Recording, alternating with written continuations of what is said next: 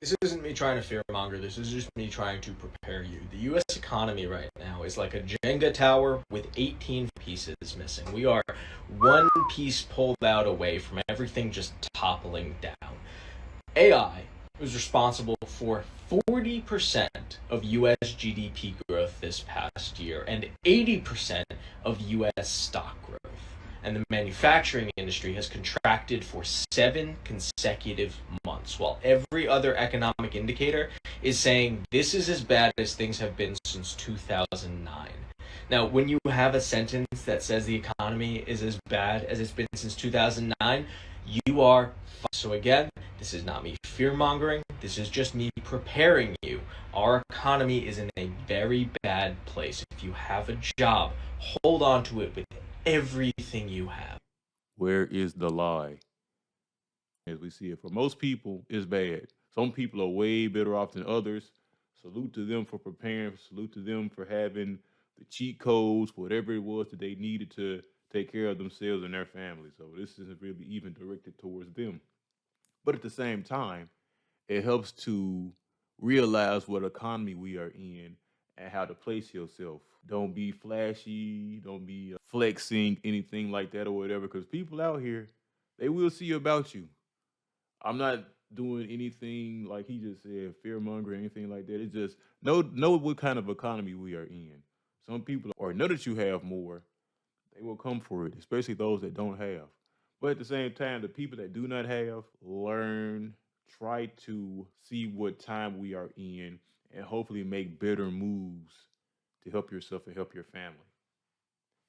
With these jobs doing what they are doing or whatever, we all gonna have to become like a unit. I'm talking about like community building, like community. We're not hating our neighbor, but we're trying to uplift and try to see about our neighbor and do the best we can to help. We're talking about people that actually need it. So it's open enrollment season, and I, like many Americans, are having a wake up call. You want to see how fucked insurance prices are thanks to the big, beautiful budget? I used to be on Aetna. Aetna actually pulled off the marketplace, so I had to log in to see what the new plan that they had given me is, and already 308 a month, that's $60 more than I was paying. So already over 20% increase in price. But then I went to the plan details, and like it's way worse coverage than I had. All of the copays are more expensive. As you guys know, I've been recovering from a knee injury. I have physical therapy twice a week in order to be able to walk again. I already have a 50% deductible for that and thought that was bad.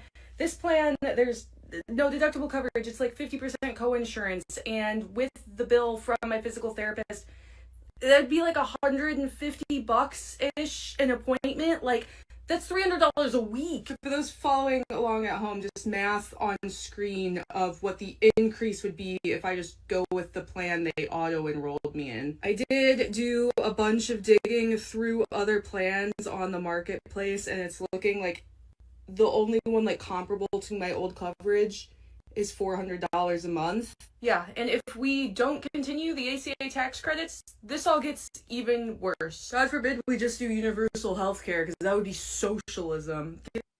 Yeah, they not doing that. You know how we have the manga crowd, and they don't want anybody that doesn't look like them getting any kind of free benefits. Oh, boo hoo, wham wham. But as soon as they talk about taking away certain things and it benefits them as well, but they didn't know about it, but it was also titled a different thing, and they come crying online, this is what we get. I'm not talking about this lady right here in particular, but just in general. Give me a fuck break. Anyway, if you are also in the ACA and got an increase, let me know in the comments. I'm really curious to see how we all collectively are. If you thought 2025 was a tough year, they're saying next year is going to be even worse. Yeah, so if you were struggling financially in 2025, just prepare for 2026. This is literally ridiculous. I thought 2025 was going to be a good year financially. Was praying next year would get better. It's not, apparently. So, yeah, just prepare yourself. In 2 months, it's going to become completely unaffordable to live in the United States. And I'm not talking about luxury lifestyle. I'm talking about basic middle class needs. I run a relocation business out of Costa Rica. I asked my clients, who are a couple from Bushwick, Brooklyn, why they were thinking of moving abroad. They sent me their monthly budget spreadsheet. So combined, they make $120,000 a year. And from that, they get to bring home about $7,400 a month after taxes. Their rent is $3,100 a month. And their health insurance is about to skyrocket to $1,750. They budget about $1,000 a month for groceries. Their utilities, internet, cell phones, and MetroCard are another $1,300 or so. So at the end of the month, this leaves them with about $250. And that doesn't include any unexpected expenses or the hope for investments or the hope for a savings account. So what they said to me is that this is what running in place feels like. And the reason that they want to move abroad is because they actually want to move forward with their lives. I like how she said that because it sounds, compelling. It's like, yeah, moving abroad. Most people do not make, like couples combined, most people do not make 120,000. They don't make that single, and they definitely don't make that as a couple. That's most people. So these people are in a fortunate situation, but you have to ask yourself, like, deeply, truly, how are you gonna make it financially wise? Everybody talks about online businesses and things of that nature and things you can do to get income, but do you have the discipline in yourself to make it happen? You just gotta ask yourself that question. Like I said, everybody wants to go overseas, but the same people that want to go overseas, you gotta ask yourself this question as well. What did you do to contribute to your country looking the way it is? Did you vote the right way? Did you do the right things while you was there? Like, did you help try to solve the solution, or was you part of the problem? How are people surviving right now? I just took my family to the Cheesecake Factory, okay? That's not a fancy restaurant. It's a decent restaurant. It's not something you're going to make reservations at. 2 adults, 4 kids, all ordering off the kids' menu with a tip of $140. $140, which is averaging out to well over $20 per person when you're taking kids to go out to eat. I mean, we're blessed, and I'm happy we're blessed. I'm happy that we're able to afford that much, and I don't want to have to afford that at that level. I just don't know how the average American family is getting by right now. I know the data says that the majority of people are living paycheck to paycheck, and credit cards are maxed out.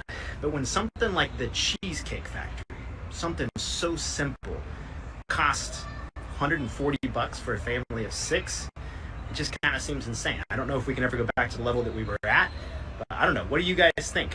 What is that normal? Do you think that that's just normal life, and that's what the Cheesecake Factory should cost and normal restaurants should cost? Let me know. Okay, so he is speaking as an older guy, wife, 4 children, my bad. So 6 people, $140, Cheesecake Factory. I thought the purpose of being married was to do the whole traditional thing where your wife makes these pies and cookies and desserts and stuff, and you have your children at home making macaroni necklaces and doing the whole finger paintings and all that stuff. That's what I thought it was traditionally. But knowing this man right here, because he has it like that, not no shade towards him or whatever, because he's an older guy. Obviously, he had to work to get to where he was at. His kids probably have all these smartphones, newer smartphones, all that. And he's coming out because he's saying, hey, as a guy that actually has it like that, I'm getting hit in the pockets. How are these normal people doing it?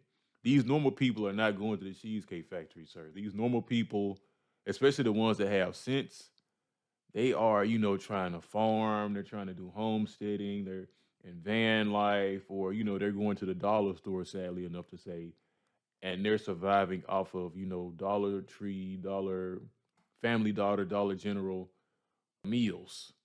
For $20, they can feed their family for like a week.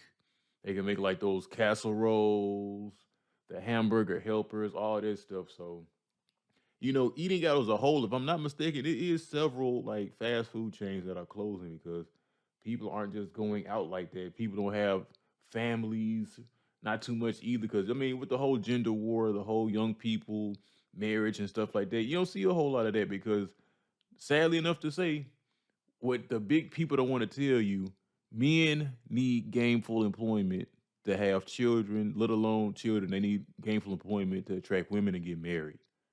So, big congrats, kudos to this man. He's doing what a whole lot of young people want right now. They want to have children. They want to go out and eat and all that good stuff. But hey, like he said, this is the financial situation we are in right now. What can we do? Is it anything we can do to hopefully, get out of this? Right now, it's prepare, invest, and do the best that we can. Honestly, whatever higher power you worship, if you don't even worship one, hey, best of luck to you. Hopefully, you can think yourself up out of it. But hey, what are you guys' thoughts, comments, and opinions on this topic?